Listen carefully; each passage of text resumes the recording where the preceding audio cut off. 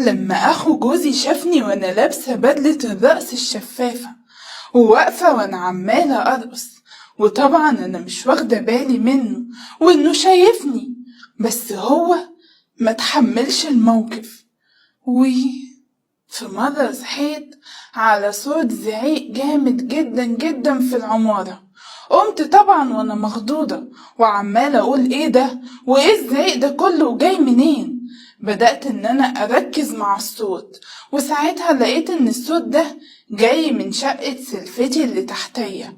لبست بسرعة اي حاجة عليا وقمت نازلة عند سلفتي دي، ولقيت جوزها ماسك في خناقها وعمالين يتخانقوا جامد مع بعض. قلت له في ايه بس استهدى بالله، حرام عليك، ده احنا لسه الصبح يعني، ايه اللي يستاهل ان انت تزعق لها قوي بالشكل ده؟ قال لي لو سمحت مالكيش اي دخل بيا ولا بمراتي وخليني اتكلم مع مراتي. طب اهدى بس، طب هاخدها عندي كده لحد ما تهدى، خلاص يعني مش لازم ان احنا نسمع الجيران بينا.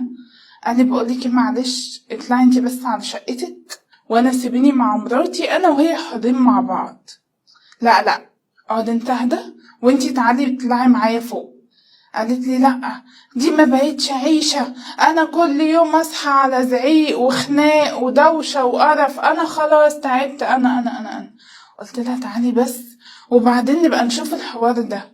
وقمت شدتها وقمت طلعت فوق على شقتي، وطبعا هي كانت زي المجنونة عمالة تهدي وتنكد في نفسها. يا بنتي اهدي شوية، خلاص اهدي، عادي ساعة شيطان ولا حاجة، بلاش ان انتوا تكبروا الموضوع قوي بالشكل ده. قالت لي لا، انا ما بقتش قادرة استحمل العيشة اللي انا فيها دي، كل يوم خناق خناق خناق خناق خناق، وانا خلاص تعبت وفاض بيا وما بقتش قادرة نهائي.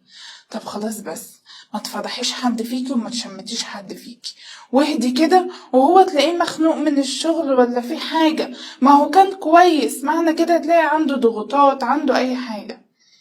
قلت مش عارفة.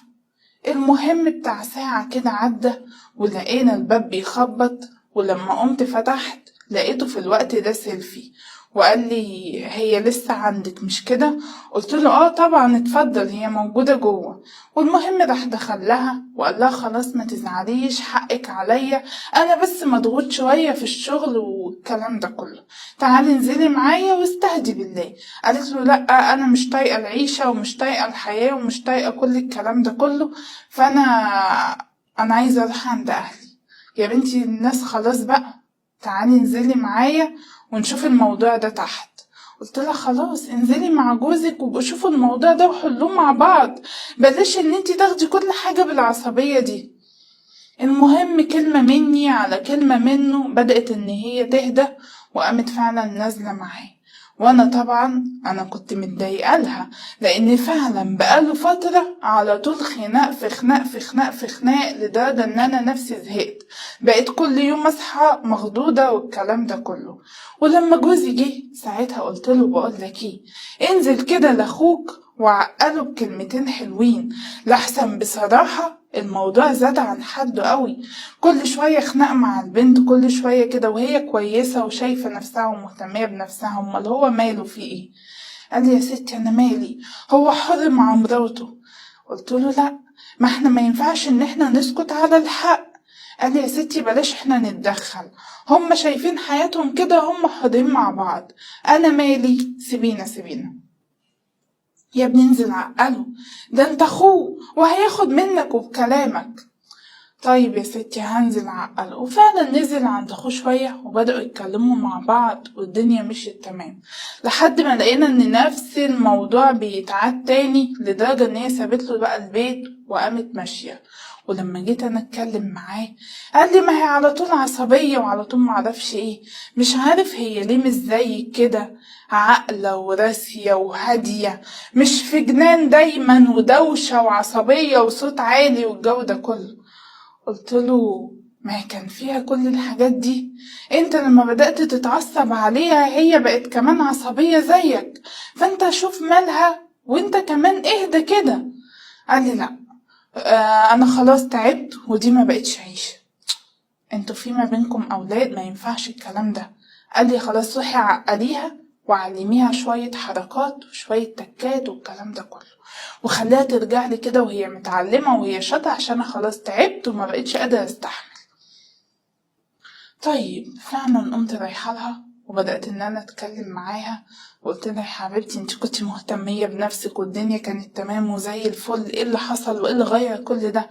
قالت لي هو انت مش شايفة، ما هو على يدك كل حاجة. قلت لها طب خلاص بلاش تخربي على بيتك وتعالي ارجعي معايا، وبعدين ايه انتي شوفي بقى هتعلميه الادب ازاي. الست مننا مش لازم ان هي تروح عند بيت اهلها، ممكن تعلم جوزها الادب وهي موجودة في البيت وتوريه ان هو ما يقدرش يستغنى عنها لحظة واحدة. طيب خلاص ماشي. وفعلا بعد كام كلمة كده حلوين عقلتها وقامت رجعت البيت. فضلت الأمور ماشية طبيعية لحد ما وكل حاجة كانت زي الفل، لحد ما رجع برضو الأحوال اتغيرت. والمهم كنت برضو لقيتهم ان هم عمالين يزعقوا مع بعض جامد، قمت واخدة بعضي وقمت نازله لهم. في الوقت ده قال لها انت عاملة زي الغوريلا، انت معرفش ايه. انا في سري هي دي عاملة زي الغوريلا؟ امال انا بقى ايه؟ ده انا ما يجيش ربع اهتمامها بنفسها، ده هي على طول عاملة وحاطة وبتسوي وبتعمل لوكات جديدة وبتعمل معرفش ايه، ودايما مغيرة من لون شعرها وتسريحات شعرها وقصات شعرها وشكلها وهيئتها وكل حاجة، حتى ريحتها دايما حلوة. امال انا بقى ايه؟ يا لهو لجوزي الاقيه بعد شوية يعمل فيها الكلام ده كله. لأ بقى، انا لازم اخد الكلام ده احطه في دماغي وابدا انا اهتم بنفسي، لحسن الاقي المشاكل بدات تحصل معايا وانا مش ناقصه. المهم خدت الكلمتين دول وقمت طلعت على طول على فوق على شقتي. وانا في الوقت ده بصراحه كل اللي انا شايفاه ان جوزي ممكن يجي الاقيه بيقول لي انت كمان مش مهتميه بنفسك، انت معرفش ايه والكلام ده كله. فقلت لا بقى، انا هدخل اظبط نفسي. رحت قايله له بقول لك ايه، انزل اقعد مع اخوك المجنون ده تحت شويه، وانا كده ايه هدخل اقعد جوه شويه لحد ما انت تخلص مع اخوك. قال لي طيب ماشي، اما انزل اشوف اخرتها معاه ايه والحوارات والدوشه اللي على طول بقى عاملها لنا في البيت ده. قلت له طيب يلا ربنا معاك. وفعلا قام خد بعضه وقام نزل عند اخوه تحت، وانا بقى دخلت جوه الاوضه وقلت اظبط نفسي وهيئتي واعمل كده من منظري واخلي جوزي لحسن يطلع يتخانق معايا. انا مش حمل خناق وما بحبش الخناق ومش ناقصه بصراحه. لما دي بيتقال لها انت غريلا ومش مهتميه بنفسك، امال انا بقى ايه؟ يا لهوي انا ما جيش فيها حاجه اساسا. وفعلا قمت دخلت على اوضه نومي وبدات ان انا اشوف البس ايه. في الوقت ده كده قلت انا بقالي كتير كده ما رقصتش لجوزي وما خليتوش كده عاش الحاجات الحلوة دي. لما حضر حتة بدلة رقص ألبسها كده على كام أغنية حلوين وأبدأ أرقص له ونخليها ليلة حلوة. وفعلا لبست بدلة الرقص وظبطت الدنيا. وفي الوقت ده طبعا انا سمعت ان جوزي طالع. رحت انا بقى قلت اعمل فيها ايه الرومانسية المجنونة، ايه الراقصة اللي مفيش زيها اتنين. رحت في الوقت ده خارجة بظهري وانا عمالة ارقص. في الوقت ده الباب بيتفتح، وفي الوقت ده اتصدمت لما لقيت جوزي داخل ومعاه اخوه. وجوزي لما شاف كده قال لي يا لهوي ايه اللي انتي بتعمليه ده؟ في الوقت ده انا اتصدمت من المنظر لما لفيت ولقيت اخو جوزي واقف وهو كمان اتصدم، وراح قال له عن اذنك وخد بعضه وقام طار. انا بقى واقفه في نص هدومي. هو انا يوم ما اعمل حاجه عدله الاقيها اتقلبت عليا بالمنظر ده؟ ولقيت جوزي بقى اتجنن مني. انتي كسفتيني، اوري وشي ليه ازاي بعد النهارده؟ ايه اللي انتي عاملاه ده انتي بقالك كتير ما عملتهاش، ويوم ما تعمليها الاقيكي عاملاها كده واخويا يبقى طالع معايا. ما كنتي قوليلي ابقى اعمل حسابي، مش هلاقيكي عامله كده. انا قلت اخده واطلع اهديه هنا واسيبها تحت شويه، الاقيكي عامله كده. يا نهاري اعمل ايه؟ انا ما بقاش ليا وش اوريه لاخويا. انا اللي ما بقاش ليا وش، انا هعمل ايه واتصرف ازاي؟ انا اللي مكسوفه، والله مكسوفه من ايه؟ هعمل ايه؟ اخويا شافك كده، انا مش عارف انتي ايه الجنان ده، انتي ازاي تعملي كده اساسا؟ حبكت يعني، هيقول عننا ايه؟ فرحانة فيه ومراته ان هم عمالين يتخانقوا مع بعض، وانتي طالعة تدلعيني وتهشكيني وهو تحت في خناق مع مراته. يا حبيبي خلاص بقى. طب هعمل ايه؟ ما تزودهاش عليا، انا نفسي خايفة اساسا ومتوترة وحاسة كده بكسوف. انا بجد مش عارفة اقولك ايه. وقام خد بعضه، فضل متضايق مني، وانا عمالة اقول له خلاص اهدى وكده. والمهم انا فضلت مكسوفة متوترة جدا من اني حتى اشوف اخوه لمجرد صدفة.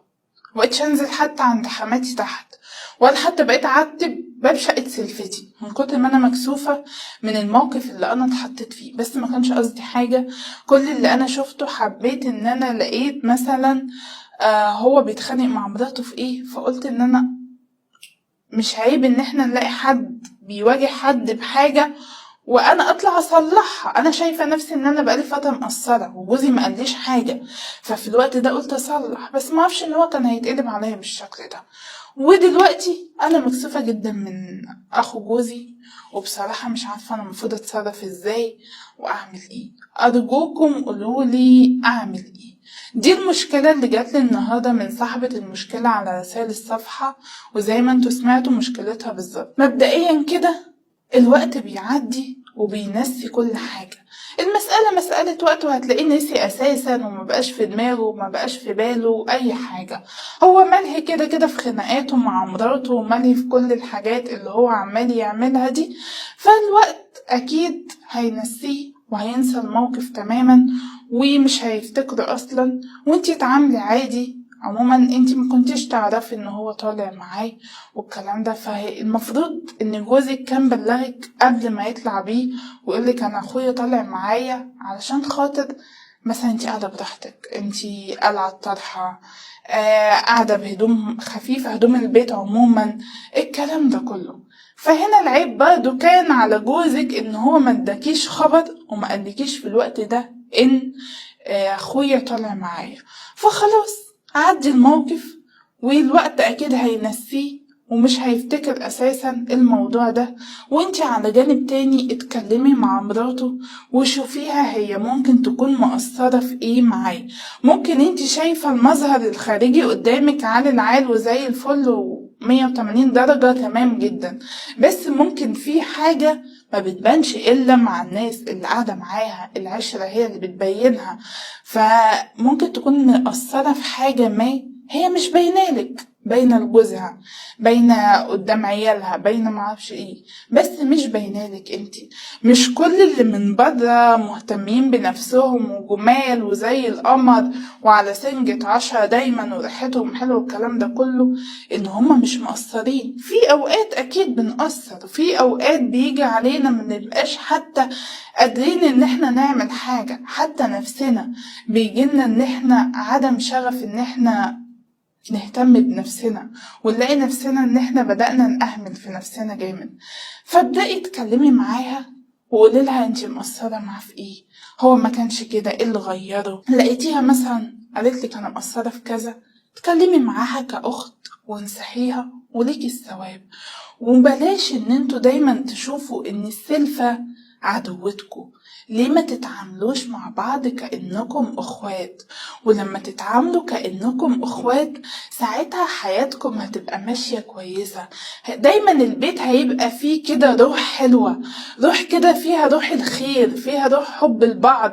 هي لما تشوفك انت غلطتي هتيجي تقولك يا فلانة انت غلطتي في كذا، صلحي من نفسك علشان جوزك ما يزعلش منك. وهي لما تغلط انتي عملتي كذا، غلطتي في كذا، ابداي صلحي من نفسك علشان جوزك ما يعملش كذا، عشان ما يروحش يخونك، علشان ما يبصش لبره والكلام ده. ليه دايما اول ما تدخل الزوجة والسلفة نلاقي ان في حرب ما بينهم هما الاتنين، ونلاقي ان في بقى بدأت المشاكل والعدوانية والكلام ده كله؟ طب ليه ما نتعاملش كأخوات؟ انتوا بتبقوا وشكم في بعض، خصوصا لو انتوا في بيت عيلة، اكتر ما يبقوا وشكم حتى في جوازاتكم بيجوا بالليل يا دوب ياكلوا اللقمة ويناموا، لان طول النهار بيبقوا في الشغل. لكن انتوا اغلب الوقت بتبقوا قاعدين مع بعض وبتاكلوا مع بعض من طبق واحد.